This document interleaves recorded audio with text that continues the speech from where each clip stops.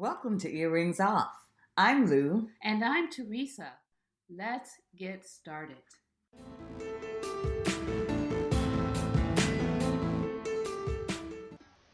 So, did you see that interview of Jillian Michaels with the reporter about Lizzo? Yeah, I did. What do you think about it? I just have to. I watched it, Yeah. and I watched it a couple of times to Yeah. see what I was missing. Right. But in her response, she was respectful of Lizzo. I don't think anything she said was offensive. She said, "I love her music. My child loves her music." Right. And she said, but we should just be talking about her music because with regard to obesity, she could get sick. Right. And I think she said nothing wrong. Yeah. And I just feel like we as a society have become so sensitive. I'm telling you can't. We have become so politically correct about everything. Mm-hmm. You can't say anything. Yeah, that's a problem. And I think it's more, I think if we really look deeper into it, I mean, it was okay when Black people were saying things about Lizzo. Right. I think so. I mean, okay. Honestly, that's what I see. Okay. Right. And then once this Jillian, who's not Black, mm-hmm. Says something, and then she's attacked. It's almost like it's okay for her. It's not okay for her to do it, but it's okay for us to do it to ourselves. But this is the thing. I mean, you're asking a health person. That's her business. That's her bread and butter. I've watched her for years on The Biggest Loser and in her different endeavors, and I think it's beyond a business for her. I think it's something she really is passionate about, and she cares about people, the health thing. And so when you ask that kind of question to a person who is all about trying to get people healthier and explain to people why it's critical that you make it a priority to be healthier. I don't know what you expect. You hit on something, though. Perhaps she could have answered it without using her. Without using? Lizzo. She didn't bring up Lizzo, though. The reporter, but she could have answered the question in a way that she didn't even mention Lizzo. She could say, in instances where there might be a weight factor, then perhaps we should just focus on and not even. But I don't know, T. I don't know, Teresa. She should have done that because if you go on a show, they're interviewing you, and the person is asking you a specific question about a person. It's sort of hard to deflect on that. I think she did a nice job of trying to be respectful and not offensive in her response, but I don't know how you could. I hear you. Done me better than that. I hear you, but I see the politicians do it all the time. Okay. Yeah, okay. She could have answered the question, but had she known she was going to get the backlash that she's getting, she probably would answer that question differently. But and that just happens all the time. It does, comes down so hard on people. Yeah. When like I said, I looked at it a couple of times, and as an African American woman who is overweight, the point that she made is valid. Yeah. And the fact that Lizzo is comfortable with herself, that's wonderful. Yeah. But I can tell you, speaking for Lou, I am not. And I do not applaud being overweight. Yeah. And I fight against it all the time. Of course, I'm losing, but that's not the point. The point is that, the reality is you have to speak the truth when you say that, okay, we're going to talk about health and getting to a better place. Okay. And I applaud her. She's making money. That's great and doing great work. But why do we then have to say, well, we can't discuss this when that's a reality? Well, you hit on another great point. She would lose credibility if she did not call the fact out that she is overweight. Exactly. So it is about her. I don't think, but and I think I don't think if you're a person and you've studied something and made that your life's work, I don't know how you would give any other response than that. Yeah. I just thought folks raking her over the coals for what I saw in that interview. I just couldn't believe it. It's like you can't say anything. Mm-hmm. And for us to be able to grow as a society, we have to be able to speak truth Yeah. and to sort of take our lumps in when that truth is said, to be able to say, you know what?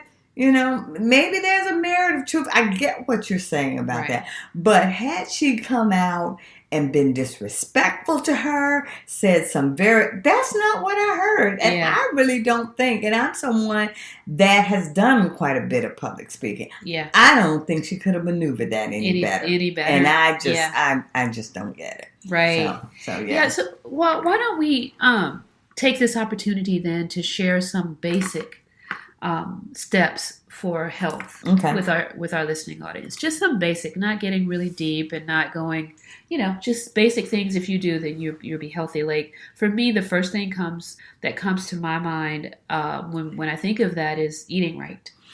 Well, and yeah, but you know what? Before we go there, I want to talk about your blog from last week about the 10,000 steps. Okay, what because about it? I know that you made that a part of your daily life. But Teresa, I am telling you, when I put my Fitbit on and I commit to the 10,000 steps, it's like I am working all that day to get the 10,000 steps in. Yeah, honestly, like you saw the first part of the blog when I said I thought I was doing enough. Yeah. I thought I was doing enough that I didn't have to do anything extra. I didn't wear a Fitbit until I started that competition, and I quickly realized that I had to do much more in order to reach the 10,000 to be competitive. Right.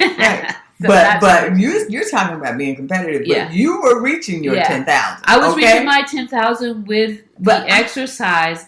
Like say for instance, with the way the competition is worded, is that if you do 30 minutes of cardio, that converts to X number of steps. Okay. And so my Fitbit might not have said 10,000, but if it said 9,500 and I got 500 from doing 30 minutes of cardio. Oh, okay. But what I quickly did once my colleague was beating me was I made an effort to have 10,000 steps plus the workout. Well, like I said though, I mean, and I guess it is just once you get used to that. I told you why it's not easy for you. You're retired, sweetie. No. This was before I retired, Teresa. I'm telling you, that's a job to get into. Well, for me, like I walk between floors. Maybe that's why I'm not getting in the office.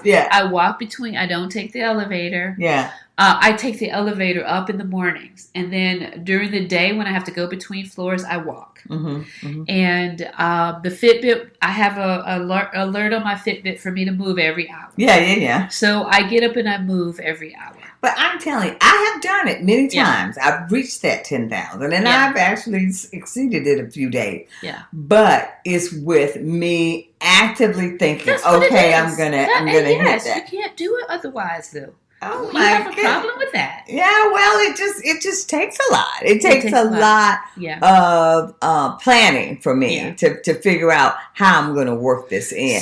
And then I'm the type of person I don't really care for jewelry anyway, and so as soon as I'm wearing as soon as I come through the door, everything's the watch is off, the earrings, and I don't like things like that. So many times I just don't have it on. But see, what you just said, then you look at the activity, because like when I go to yoga, I don't even count that because I don't wear one. Yeah. And so I didn't even think about looking at what would that equate to in terms of steps, because I've lost like an hour and a half out of my count. Right. Yeah. And that is exactly what because some people don't even walk, they just exercise. So they convert all that they do. Like they might weightlift, they might run. Okay.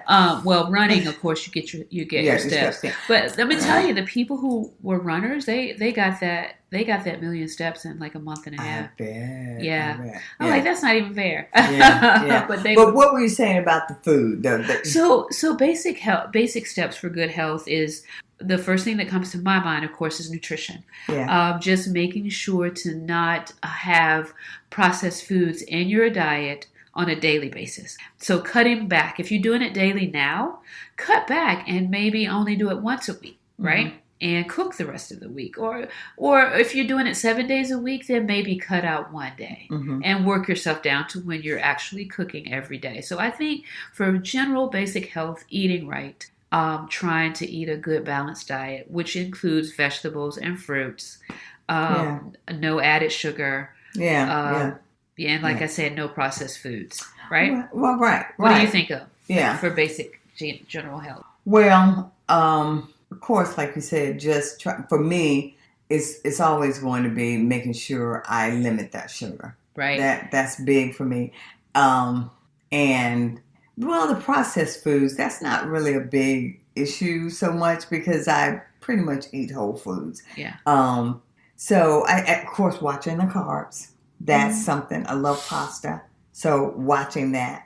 I'm surprised you didn't say exercise. That's who I am. I know, but we're talking about general basic health. But that's if exercise would cure everything, I'd be probably one of the healthiest people out there. Right. That I love. Lou, we're sharing steps for okay, sorry. For our okay, audience. so folks, work out, do something, walk, move, like Teresa said.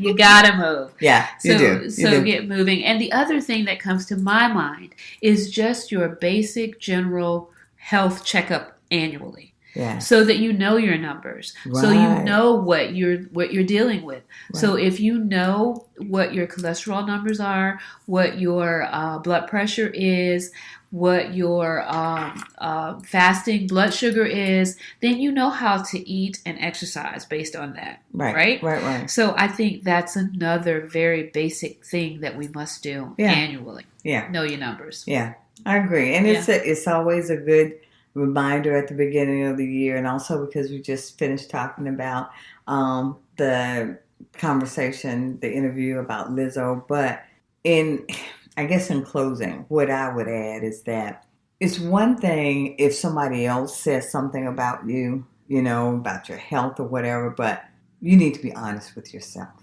Mm-hmm. Be honest with yourself about, where you're falling short, what you need to work on. And you don't need to rely on what other people have to say, but take an honest assessment of what we're doing in terms of our own well-being. Yeah. So, yeah. Yeah. So, unless you have something else to add. Well, I probably could add a ton more of those basic steps, but I think I'll blog about it next week. Yeah, and for this week's blog, it's going to actually be a follow-up to sort of something we talked about earlier about, are we looking at ourselves as a race of people, honestly, in terms of, are we so politically correct that we can't be honest when we have shortcomings? Yeah. And I think part of our mission here is, and we've said it before, is for us to try to talk about truthfully how sometimes we can be our own worst enemy. Mm-hmm. And this week's blog is going to talk a little bit about that. Yeah, I can't wait. So please, folks, be sure and read that and please subscribe and just make sure that you stay engaged with Earrings Off. And thank you so much for being a listener. Yes, because when we know better, we do better.